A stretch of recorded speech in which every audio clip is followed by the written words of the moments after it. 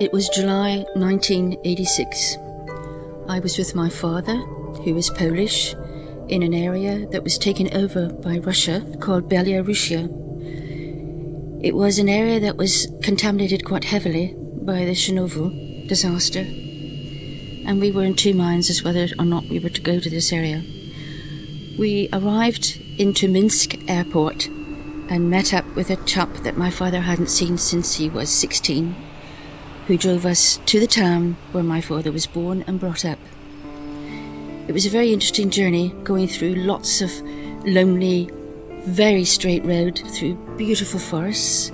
It was an area that was virtually, to me, untouched for perhaps 60 years. We finally arrived to Janina, the childhood friend of my father, who very kindly put us up. And after having a very fast cup of coffee and the lovely cakes, we wanted to carry on to the area which was the most important point of our journey and why we were there. So my father and I went to the local market, which sold beautiful flowers, bought as many red and white flowers as we possibly could. The Polish flag is red and white. We walked down the local streets of the town. My father showed me the area where he lived. We went to his land. We saw the mansions that the Russians had built. And as we got closer to the destination, I could see my father was getting terribly emotional, as was I.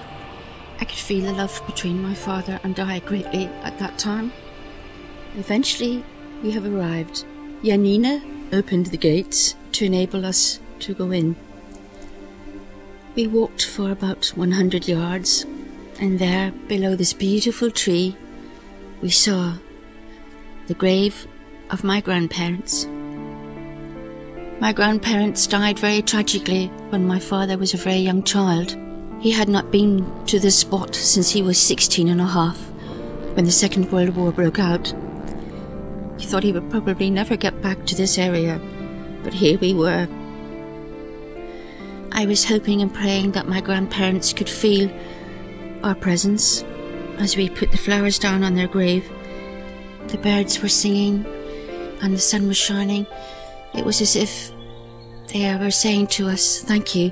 And it was a lovely end to a very, very emotional day.